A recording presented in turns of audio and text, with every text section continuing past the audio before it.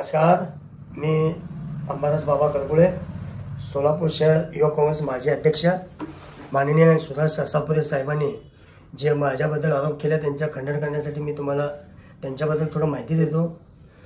त्यांना मी असं काय बोललो की त्यांना एवढं वाईट वाटलं की माझ्यासारखे सामान्य कार्यकर्त्यावर आरोप कुठल्या गोष्टीचा सिद्धता नसताना ते आरोप केले. मला एवढं सांगायचं आहे माननीय सासापुरे साहेब, तुम्हाला मी एवढं सांगितलं की तुम्ही जिल्ह्याचं राजकारण आहे, तुम्ही वरिष्ठ उपाध्यक्ष आहे, तुम्ही जिल्ह्यात लक्ष द्या. शहरात इथं आमच्यासारखे कार्यकर्ते पदाधिकारी खूप लोक आहेत. आम्ही तर शिंदे साहेबांना प्रणिती त्यांना निवडून आणण्यासाठी आम्ही तुम्ही जेवढं केलं नसेल तेवढं आम्ही केलं आहे. आमचं अहोरात्र शिंदे साहेब प्रणितीताईमुळं आमचं चालतं आहे. त्यांच्यामुळं आम्ही पक्षात आलो, त्यांच्या पुण्यामुळं आम्ही आज कित्येक माझ्या अंगावर केसेस आहेत. मोदीसारख्या बलाढ्य पंतप्रधानांना अडवण्याचं काम मी केलं आहे.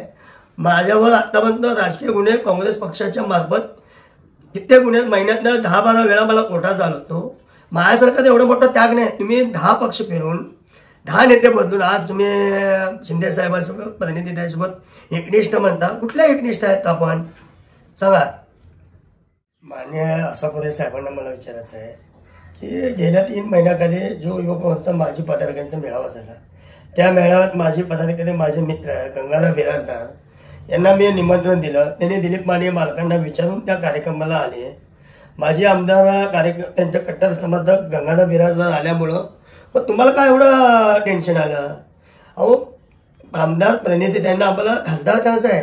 कसं बी करून यावेळेस आम्हाला गोळा बेरीज करून त्यांना खासदार करण्यासाठी आम्ही अहोरात्र प्रयत्न करत असतो.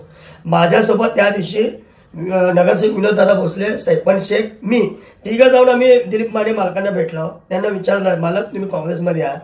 मग मालकाने आम्हाला बोललं, बाबा मी एवढं लवकर येणार नाही, जेव्हा ताईंचं साहेबांचा निरोप येईल मी येईल. मग त्या पद्धतीने आणि ताईंना बी आम्ही जाऊन भेटलो. ताई म्हणले आमचं दिलीप माने मालकांचं काही नाही, आम्ही सर्व एकच आहे. योग्य वेळी आम्ही काय योग्य पद्धतीने निर्णय घेऊ आम्हाला सांगितले. मग हे गोष्टी मी ताईंना आणि दिलीप मालकांना बोलल्यावर तुम्हाला कोणीतरी सांगितलं, तुम्ही त्या दिवसापासून माझ्या अंगावर विनाकारण माझ्यासोबत तुच्छ निश्चय एक मागासवर्गीय कार्यकर्त्यावर एवढं का तुम्ही मागासवर्गीय कार्यकर्त्यावर तुच्छ निश्चय चालू केला?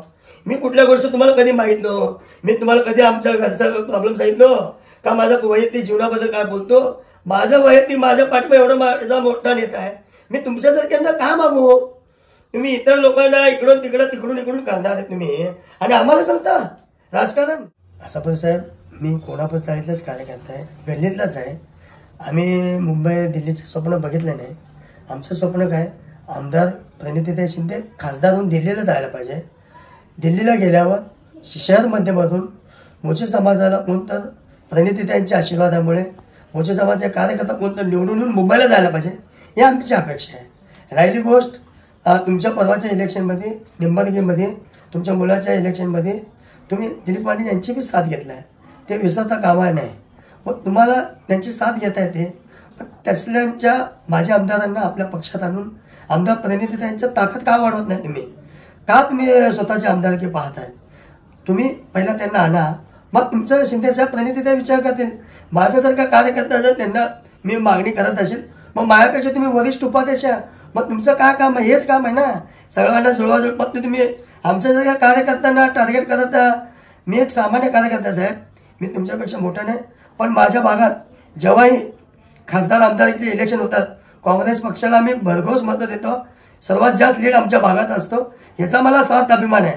म्हणून मी शिंदे साहेबांचा प्रणितीताईंचा एकनिष्ठ कार्यकर्ता आहे. माझ्यासारख्या कार्यकर्त्याला बिनबुडाचे आरोप करू नका. मी तुमच्याकडनं कधी पैशाची किंवा वर्गणीची अपेक्षा केली नाही आणि करणारही नाही. सासापुरे साहेब, तुम्हाला 2014 पासून आमदारकीचे स्वप्न पडत आहेत. 2014 साली तुम्ही दक्षिण विधानसभामध्ये अपक्ष आमदारकीला थांबला. त्या ठिकाणी तुम्हाला केवळ 6 ते 7 मतं पडली. दुसरींदा तुम्ही 2017ला जिल्हा परिषद निवडणुकीला थांबला, तिथंही तुमचं पराभूत झालं. 2018ला तुम्ही बाजार समितीला थांबला, तिथंही तुम्ही पराभूत झाला. तुम्ही का पराभूत होता त्याच्या मागचं कारण ओळखून काढा. आमच्यासारख्या कार्यकर्त्याला, मी गल्लीतला आहे, मी कोल्हापूरचा राहणार आहे, एक समाज मोची समाजाचा आहे, मी स्वाभिमानी आहे. आमचा समाज जांभुणी मोची समाज यावेळेस आमदारकीसाठी आम्ही प्रयत्न करणार. आमदार प्रणितीताई शिंदे खासदार झाल्यावर पहिला दावा मोची समाजाचा असणार आणि त्या ठिकाणी आम्ही मोची समाजाला कोणालाही तिकीट मिळू दे, आम्ही त्याला निवडून आणणार, हा आमचा प्रयत्न आहे. आम्ही अपक्ष किंवा कोणाला पाडण्यासाठी, कोणाचे मन दुखवण्यासाठी थांबत नाहीये. आम्हाला शिंदे साहेबांनी प्रणिती त्यांनी तिकीट दिलं, आम्ही तेव्हा थांबणार. आमच्या नवनवीन व्हिडिओसाठी लाईक, शेअर आणि सबस्क्राईब करा.